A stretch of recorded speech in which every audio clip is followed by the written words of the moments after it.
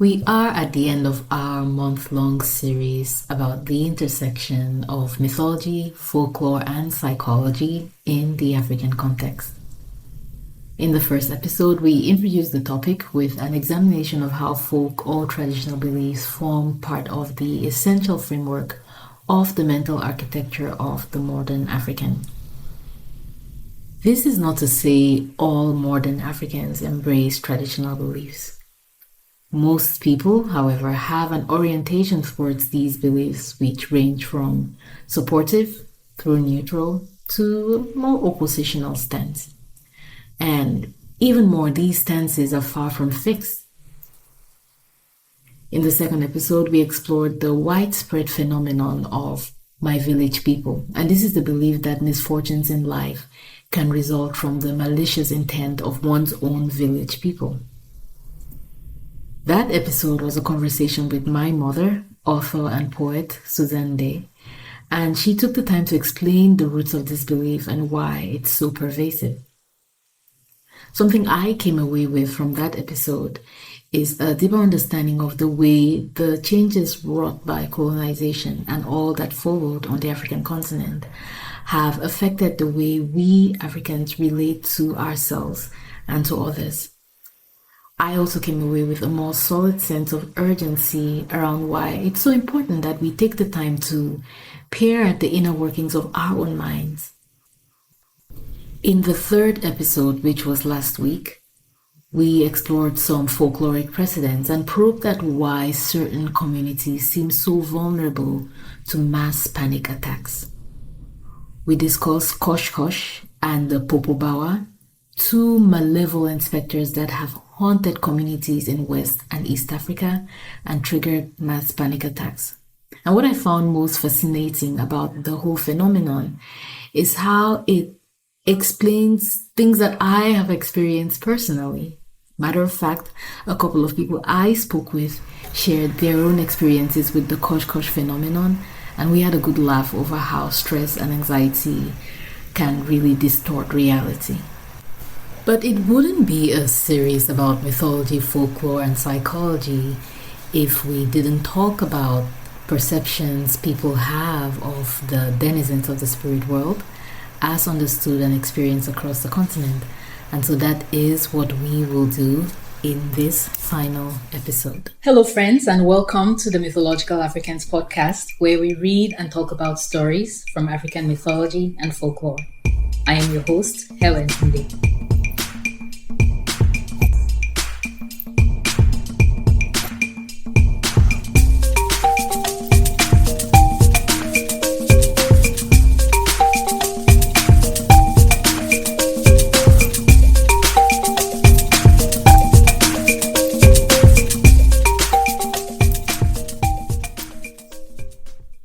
To start, we must establish an irrevocable truth.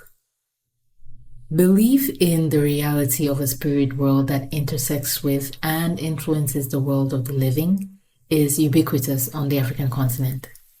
Specifically, the belief that these spirits are distinct entities that have independent existences and agendas and can take possession of and control humans is very widespread.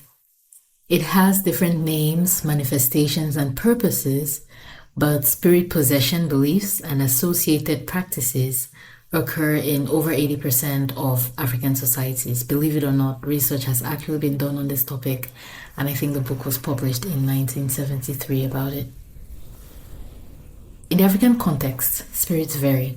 Most African peoples have a supreme being who functions more like the very fabric of reality that we all exist in.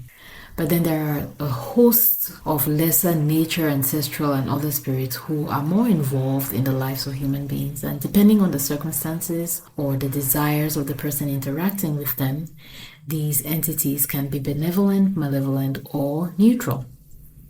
And what this means to me, at least, is that no matter what Western psychiatric and psychological theories say about mental illness and genetics and chemical imbalances in the brain, no matter what Christian, Muslim, and other spiritual philosophies posit about angels, demons, and other such entities, there will always be a distinct and autochthonous African way of perceiving this phenomenon.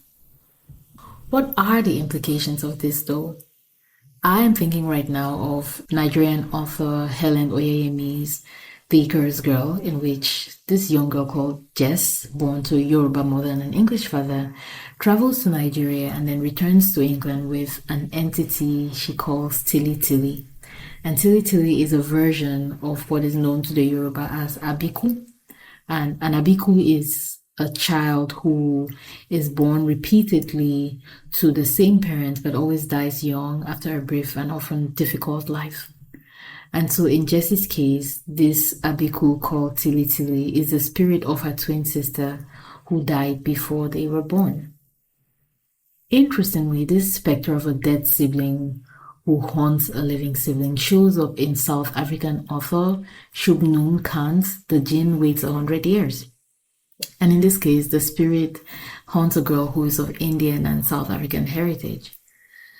The jinn in this book is also a creature of Islamic belief, which has been syncretized into the worldviews of African people who at some point adopted with or interacted significantly with Islamic beliefs.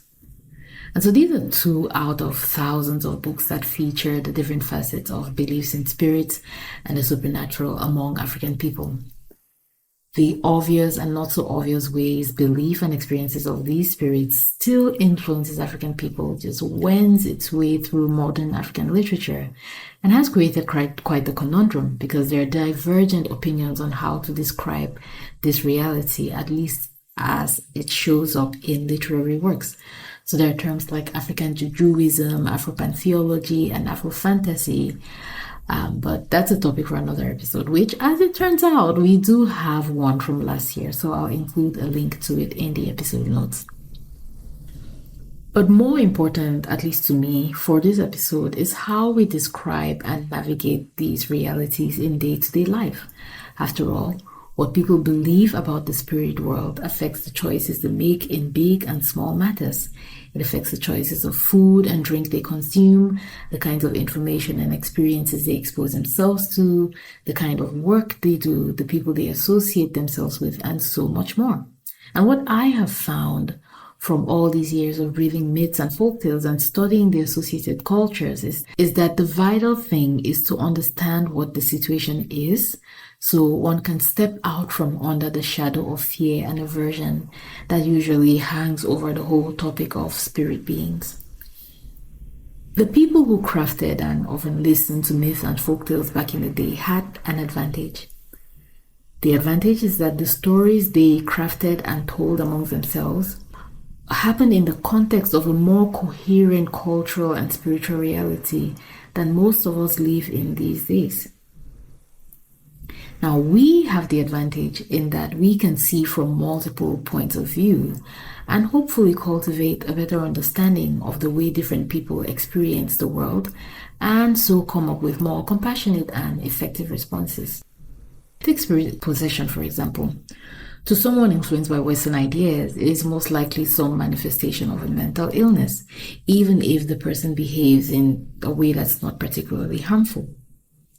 In Christian and other religious thought, depending on how the person behaves, that same person might be filled with the Holy Spirit or a demonic entity. In traditional African worldviews, also depending on how the person behaves, the possessing spirit might be an ancestor, a deity, a nature spirit, or some other entity, each of variable temperament and intentions. And I remember early in the mythological African days when I did a Twitter thread about bush spirits, and these are what would be called fairies, and I use that term very lightly in the African context. And I was just blown away by how the effect that many of these creatures and entities, especially the malevolent ones, the effect that they have on humans, the descriptions of these effects, how the people behave and the things that happen, might as well have been lifted out of a psychiatric textbook. But at the same time, other descriptions and other encounters and other experiences and other stories reflected the awe and wonder which African people have experienced as we encountered new situations, new people from around the world, and new ideas. The descriptions in these myths and folktales and cultural commentaries on how to move through relationships with these different spirits also reveal much about how people perceive themselves and their place in the world. So it was definitely worth the read. So what am I saying ultimately? Well, beliefs in the spirit world will always exist in some form amongst African people. It's never going anywhere. In my opinion, however, these beliefs range from the deeply insightful and helpful through the neutral to the extremely harmful. And they have important implications for people's psychological, emotional, and even physical well-being. These beliefs have always been and continue to be in conversation with similar beliefs from all over the world. And that is even more so now with social media, which has turned the whole world into a village. Now, I do know that there are people, Africans, having important conversations about mental and emotional well-being. And I also know that these conversations meander into the realms of belief in spirit entities and what it means for psychological health.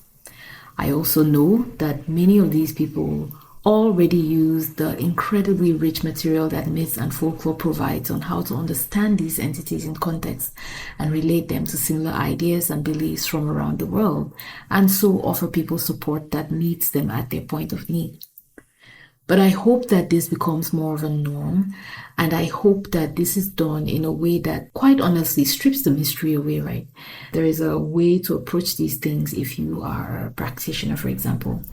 But these beliefs and ideas are getting out into the world, and I think there has to be a way to approach them that people who are not practitioners, people who are not believers in a certain viewpoint can also relate to them, especially if it impacts their lives.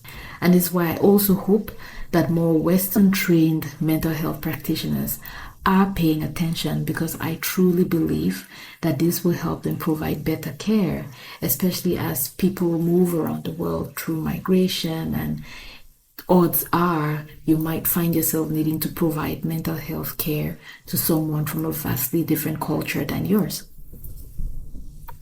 And so this ends our very quick and light series on the intersection of mythology, folklore, and psychology. And the long and short of it is that stories are powerful. Stories have been used to transform societies, to carve civilizations. And so I really think that, especially in the times that we live in, we really truly can use stories, can look to stories, can appreciate the information that has been encoded in stories that have been told in the past, to understand ourselves better, to understand why certain patterns repeat in our communities, to understand why certain things happen the way they do, to understand why we react the way we do, and then to help us make different choices that might create a different future for us. And so thank you as always for listening, and I will see you next week.